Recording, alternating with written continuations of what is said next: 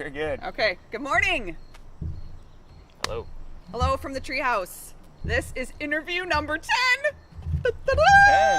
10. Interview number X. Yes. Roman numeral X. Yes. So we're here with the president of Campfire Concepts, Jarrod Scheunemann. Good morning. And for the last official name of summer intern, Mitchell Franzen is in the treehouse. The next time you would be here, you would be like an official guest. Guest star, maybe? Yes. Star is a good term, Star, yeah. So, welcome everybody. So we're going to start off with our normal question that we like to start with is, where have you been? So, since the last interview, Jarrod and I actually just weren't in Illinois at all. And we went on a trip to Maine with my sister as a family vacation. But Jarrod had a place that he wanted to tell you all about that we stopped at both out to Maine and on the way back because he was that impressed with their practices. Yeah, I'm officially a nerd, everyone, as it relates to parks. So as we're driving along, and instead of stopping at your normal rest area along the way, I looked and found a MetroPark in Columbus that was very close to the highway. What state?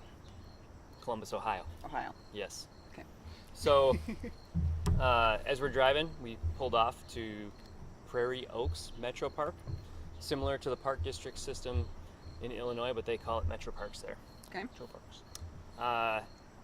What was cool about this place, it's a giant restored prairie area, and they set up this little playground that's got a small hill, and they actually built the slides into the hill, and they have bushes and trees and different things on it to make it more of like a natural feature, and the kids can run up the backside of the hill to go down the slides. They did that in Sherwood, Wisconsin too. Did they? Yeah. The kids and I, when we were up there, Cool. were playing in a similar slide. Awesome. It didn't have Did it as have much. 2 slides or just one? Just one, and it wasn't as much foliage. This one had 2. It did have 2. Natural and more. features, 2 slides, Yeah. foliage. Ohio versus Wisconsin. And the other cool thing I liked about the practice there, what I was hearing from in research, was they've seen a trend where playgrounds and all their features have kind of all come together into one spot in one location. Okay. On site. Okay. So like the slide and the climbing web and the swings are all very close together. And as you think about the obesity epidemic and trying to get kids active and moving more, playgrounds already do that, but they've seen that if you space out the different features, like at Prairie Oaks, they had a climbing wall, and they had like a spider web climbing thing, and they also had another little playground, and then this natural feature playground. They were spread out more, so it gave kids the opportunity to run between the different locations and use different things and be more active. Jarrod has pointed this out to me in other places as well, and he gets very excited when a park has their features separate, and will always point it out to me because park nerd. It was also cool too. They had Good design matters. It does. Yeah, it does matter. You're right. So they had this little Tykes playground area too, and they had a shade structure that they put over it because it's a prairie setting. They knew they wouldn't have trees for a long time around the playground. So Yeah, they it was nice under there because it was really hot. Yeah. when we So, stopped. kind of a neat little park setting. And you also had taken note of like their pack in, pack out stuff, and there was like a thank you sign that you had told me about that you were Yeah. Yeah. They actually impressed by. They actually have. They don't have any garbage collection there, but they offered a sign basically that had a bag holder built into Paper it. bags. And they had paper bags. Yeah. That you could take and put your trash in and take with you. So they had no receptacles in the park, which is, I think, a debatable topic of whether or not, keeps trash out of the parks in the right spots. But that's kind of a neat option. And then they had a sign up that talked about how 10 years ago they went for a levy to increase taxes, and the sign said, "Thank you for supporting us, and here's all the great things we've done in the last 10 years." Oh, because they had upped the taxes in that area. Right. Cool. With your money and how we've wisely spent your tax dollars. And then it's not just the sign, but it's like integrated in all the things that they do. Even their brochure that I picked up there, the last page of the brochure had the same sign. It was talking about, here's some of the awesome things we've done. Sweet. Yeah. Thanks, Jarrod. So, Jarrod, the next question is also for Jarrod. Sorry, Mitchell. Very well. All right, Getting so all in into that. interview number 9, you reported on running as the top outdoor rec sport. Yep, give us some action. In the country. I hear you have some follow-up research to tell our people about. Yeah. One of the fitness trends that's, I think, one of the most popular identified trends right now is wearable technology. So like Apple Watch, that kind of stuff. Oh, you're not as old. And what they found, 2 of the like major providers of apps that help you track your different fitness outcomes, so to speak, have been easily hacked. So there was a Strava-based one originally that was able to kind of track where individuals were moving on military bases, because it counts your steps, right? And tells you where you're going and keeps track of that stuff for you. Well, the newest one is called Polar Flow. It's out of Scandinavian country, and they were actually identifying where individuals were moving on the White House and at other sensitive locations around the world very easily. They changed a couple of things to the website, and even if people set their privacy settings, they still could access this info. So, I mean, this info was like going public, or where are the stats? Like, I could go and find this stuff and find that not person anymore. if I wanted to. They've Shut it down now. shut it down. But all right. Like originally, it was made such that even if you change your privacy settings, where you want to be seen, what the app identifies of you, yeah, which are a lot of things that are important to a user, you know. Right. Because sometimes it's like you want some settings on. They're like, hey, you're running here. Do you want to be recommended this location or this park or this? Like area? what what course do you want Or to do? there's like, you know, you're running in this area often. What are you doing here? I'm gonna tap into that, which is Right. what we're getting near to, which Scary. yep. sensitive lines of privacy. So Right.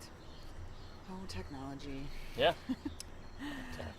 So the basic of Jarrod, do you have any other interesting park and rec people or research Mhm. that you can report on to us this week? Yeah, this topic is kind of fascinating to me. I saw an article that was really interesting about a guy named Brian Barlow. I think he's out of Oklahoma. And he started a Facebook page. He's got his own marketing firm, but he started a Facebook page on referees and the interactions that they're having with parents in an attempt to try and help the industry, for lack of better terms, of refs and youth sports. The referee industry. Yeah. Because To what advocate happens to for them?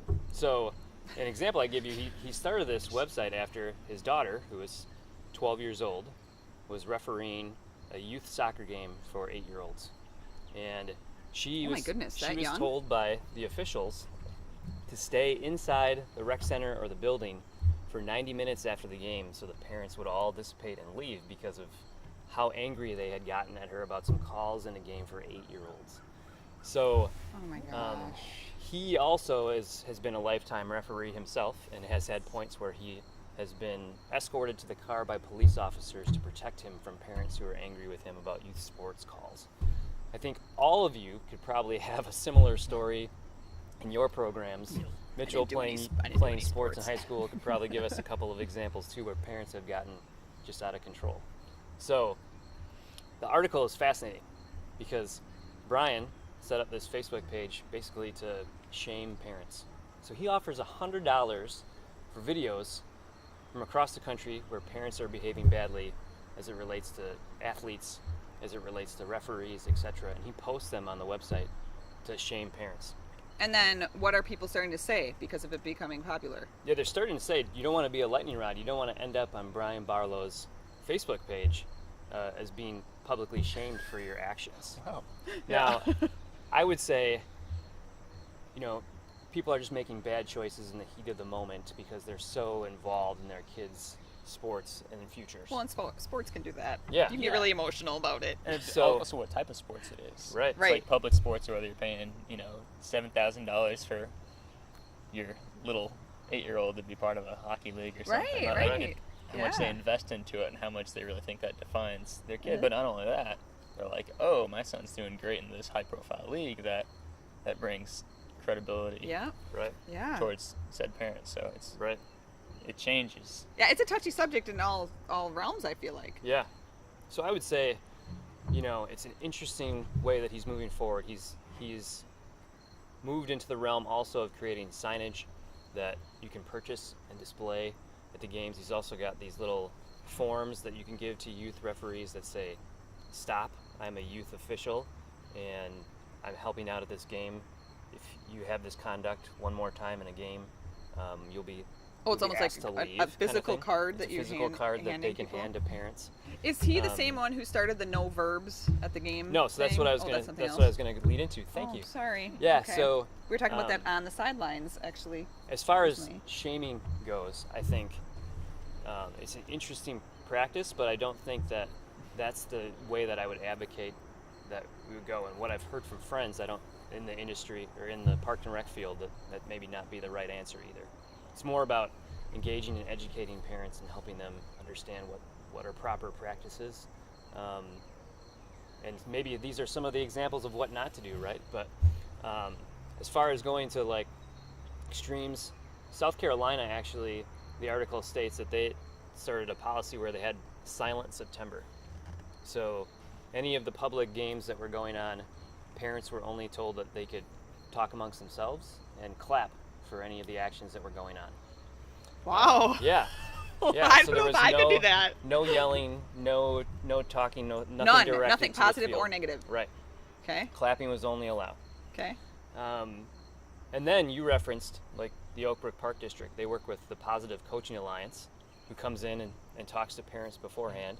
And they advocate that parents don't use any verbs on the sidelines.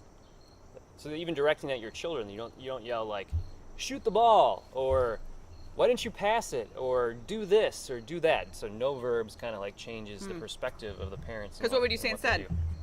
Good job. Yeah, maybe that would move them more towards positive Right. You would. interactions or Yeah. Wow. Okay. No, that would be yeah. hard. So thinking about educating parents, maybe having some really sharp signage, and sharp by like meaning you're telling the parents like, here's some actions that you shouldn't do, or in the case of like Brian Barlow's organization, one of his signs says there are no NCAA scouts at this game. Your kid is not gonna make or break his life or his scholarship based on this action. Hoffman Estates Park District has a sign that says, your child is not playing for the Blackhawks, so don't worry about how they're playing or the actions or outcomes of this game. It's formative in their life, kind of what they're trying to say. So education signage might be the first routes, but it is kind of interesting what Brian's yeah. doing. Well, thanks, Jarrod. Yeah. It's a healthy outlook on sports as well. Yeah. Yeah. When you're definitely. young, that could really Right. change. Yeah. I see Especially your with point. like today, with like more money being thrown into non-professional athletics and how that really funnels down. Like high schoolers may be expected to be paid for their performance. That's true. So it's Yeah. always changing. Yeah. Yes, definitely. So, as I mentioned at the beginning, it's Mitchell's summer internship will be coming to a close. Sad face. Soon. This will be Sad as face I said. or nervous face? Yeah, which face do we have? Sad Real- face for us. Reality. So yeah, what comes after summer internship? A job. And Hopefully so. yeah, unfortunately, and I shouldn't say unfortunately, but Hired this guy. so Mitchell does not have full-time work lined up after his Campfire Concepts Not yet. internship. Not yet, but hey, it will come. And we want to use this moment in time for Mitchell to tell you all what it is he's looking for, because we all know that job hunts are kind of a lot of work. So if you know of an opening, or if, well, first I'll let Mitchell talk though, if what it is that you are hoping to be doing after your internship here.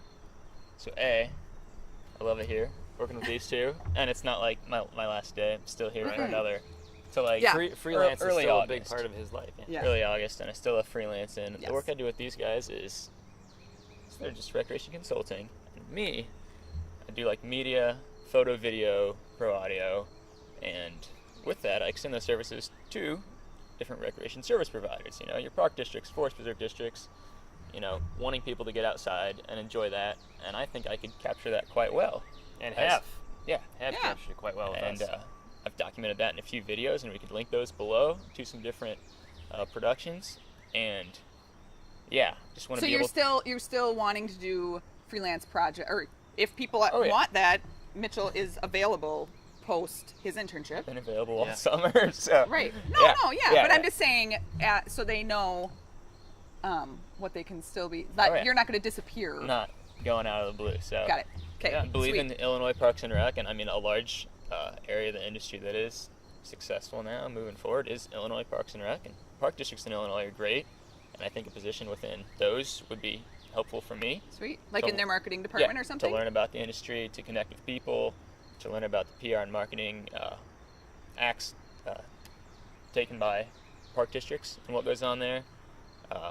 Being able to document that well and use my imaging, photo, and film knowledge to get out there, as well as just being a good communicator for the people and allowing constituents to know what's really offered and available at each district. So So a full-time position would be would be ideal. Would be nice too. That's, yeah. That would be ideal. Is that Yeah, your ideal and that's wish? what's going for. However, like I think continuing any freelance stuff that I can do Right. under the Yes. imaging is awesome because I love doing headshots for people and for groups and for boards and Cool. capturing Mitchell- people. Mitchell believes in Yeah, the this is his value- reference, his video reference letter right here. Do it, Jarrod. Mitchell believes in the value of parks and recreation and has seen the impact on his own life and also the impact on others.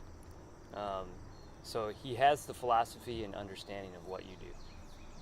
Next, I don't think there's anyone out there that I've seen that can make you look more professional, especially since all of marketing efforts are going visual. I mean, if you want high quality headshots of the people that you work with to display about your volunteers, maybe about your staff, maybe your board, and video storytelling. He's doing a couple of projects with the Macomb Park District, Champaign County Forest Preserve District. He's got some of the major players in the state under his belt. He can go to a site and look and easily discern, here's the different things that we need to put forward to make you look good, to make your place look attractive and want people to come and use and get involved in the things that you're doing. And that spreads out even to events and a lot of other things. So, Yeah, we'll put some links below for that so that you guys can see it. So as far as quality productions and something that's going to make you look good, you definitely need to think about working with this guy. So if you're interested, have an opening, or interested in a side project with Mitchell, contact one of us in some way. Be it email Mitchell, or put a comment in our YouTube, or on our blog, or email Jarrod or I. You can find all of our things on the internet and find us. So that'd be great. I think that's it, Mitchell. All right. Can I be the first guest on the next one? I don't know, Maybe. Yeah. Yeah. All right. All right. So I think now is when we say peace out from the treehouse.